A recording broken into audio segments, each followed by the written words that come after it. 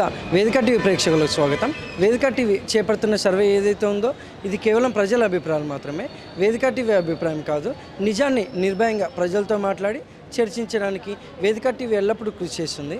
ఇందులో భాగంగా ఈరోజు సూర్యాపేట జిల్లాకు రావడం జరిగింది.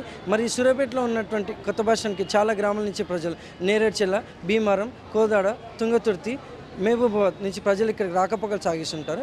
మరి ఇక్కడికి వచ్చే ప్రజల్ని రేవంత్ రెడ్డి గారి పాలన విధి విధానాలు ఏ విధంగా ఉన్నాయి, మరి అలాగే రేవంత్ రెడ్డి గారు ప్రవేశపెట్టిన ఈ 6 గ్యారెంటీలు కానీ, సంక్షేమ పథకాలు కానీ లబ్ధిదారులకు ఏ విధంగా లబ్ధి చేకూరుతున్నాయి, మరి గతంలో కేసీఆర్ గారి పాలన ఏ విధంగా ఉందనే విషయాల గురించి వాళ్ళ యొక్క అభిప్రాయం తెలుసుకునే ప్రయత్నం చేద్దాం.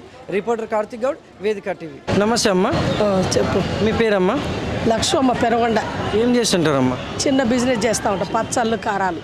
ఎక్కడ గ్రామం, ఎక్కడ మండలం? తిరుమలాయపాలెం మండలం. సీఎం రేవంత్ రెడ్డి గారి పాలనపై మీ అభిప్రాయం ఏంటమ్మా? బాగుంది, అన్ని విధాలుగా నాకు సాయం చేస్తుండు. ఏమీ సందేహం లేదు నాకు ఆయన విషయంలో.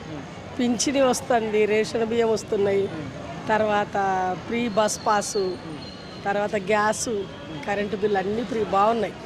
ఆయన విషయంలో నేనేమీ నిందేదానికి లేదు, చాలా బాగా చేస్తుంది. కాకరవాయి గ్రామంలో ఈ 6 గ్యారెంటీలు కానీ, సంక్షేమ పథకాలు కానీ లబ్ధిదారులకు ఏ విధంగా లబ్ధి చేకూరుతుందంట? ఐడియా లేదు దాని గురించి, నేను ఎక్కువ బయట తిరగను.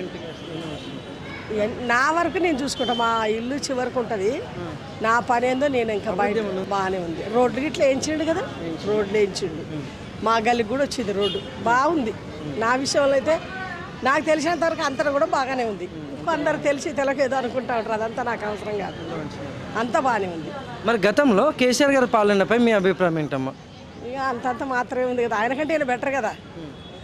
నాకు తెలిసినంత వరకు అయితే ఆయన కంటే ఈయన బెటర్. ఇక గతంలో అంటే ఆయన చేసిండు, ఆయన చేసిండు, మనం ఏం నిందించడానికి లేదు. కాకపోతే ఈయన ఆయన కంటే బాగా చేస్తుండు. ఏ విషయంలో అంటే కరెంటు విషయంలో, బస్ పాస్ విషయంలో.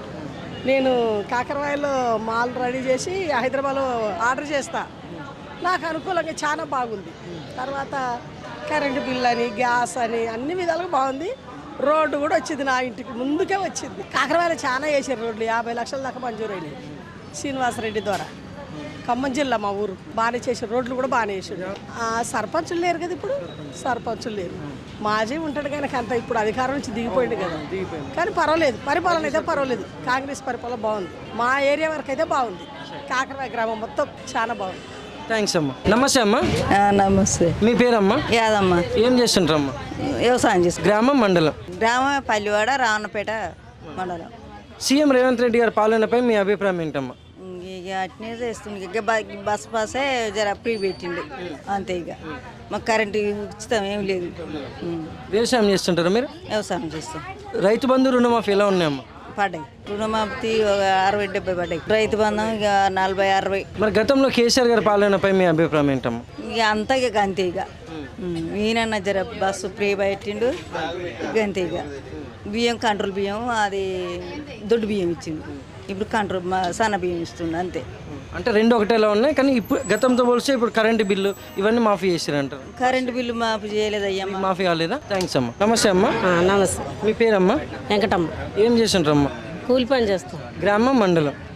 అది సూర్యాపేట. సీఎం రేవంత్ రెడ్డి గారి పాలనపై మీ అభిప్రాయం ఏంటమ్మా?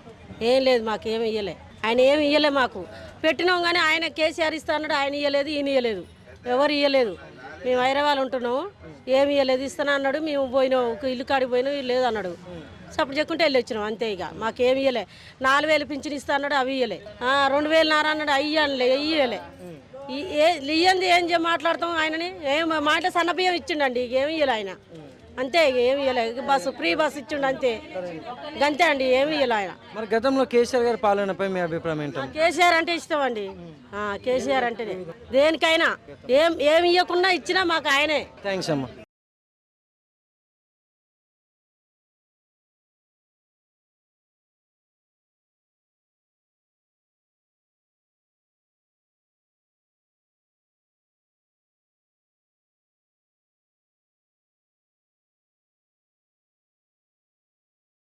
నమస్తే అమ్మా. నమస్తే. మీ పేరమ్మా? కళ అండి. ఏం చేస్తుంటారమ్మా? మేము ఇళ్ళలో పని చేస్తా, హైదరాబాద్లో ఉంటాము. ఇల్లు పెట్టినాం, ఇల్లు రాలేదు. మా ఆయన మొన్ననే దాన్ని పెండి పింఛను కూడా రాలేదు. కేసీఆర్ ఇయ్యలే, ఇల్లు 2 సార్లు పెట్టినా, ఇప్పుడు రేవంత్ రెడ్డి కూడా ఇయ్యలే. మరి ఇస్తా అంటుండే, ఇస్తాడో ఇయ్యడో తెలియదు. సన్న బియ్యం అంటారు, మరి ఈ నెల రాలేదు మాకు, మరి వచ్చే నెల ఏమొస్తాయి. పింఛన్ అయితే రావాలి, పింఛన్ రాలేదు.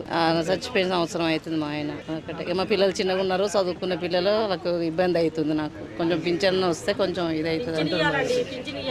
ఇల్లు లేదు, రెంట్ కట్టాలంటే ఇబ్బంది అవుతుంది. దరఖాస్తు పెట్టారు ఇంద్రమిల్లులకి? పెట్టిన పేరు వచ్చింది, ఫోటో దింపుకొని పోయారు కానీ మళ్ళీ ఏం చెప్తలేరు. సూర్యాపేట కానీ 25 ఏళ్ళు అక్కడ పోయి హైదరాబాద్లో ఉంటాము, రామ్నగర్లో ఉంటామండి. మరి గతంలో కేసీఆర్ గారి పాలనపై మీ అభిప్రాయం ఏంటో? అంటే 3ోసారి ఇచ్చిర్రు కదా, ఇంకా 2ోసారి తీసేవనే వరకు ఎలక్షన్లు అన్నారు కదా, ఎలక్షన్లలో ఇక రాలేకపోయినాయి, ఆపిరంట. ఆ స్లిప్పులు కూడా అట్లే దాచిపెట్టుకున్నాము, అవి లేవు ఇవి లేవు. ఏమి ఇస్తాడో, కేసీఆర్ ఇస్తాడో రేవంత్ రెడ్డి ఇస్తాడో తెలియదు.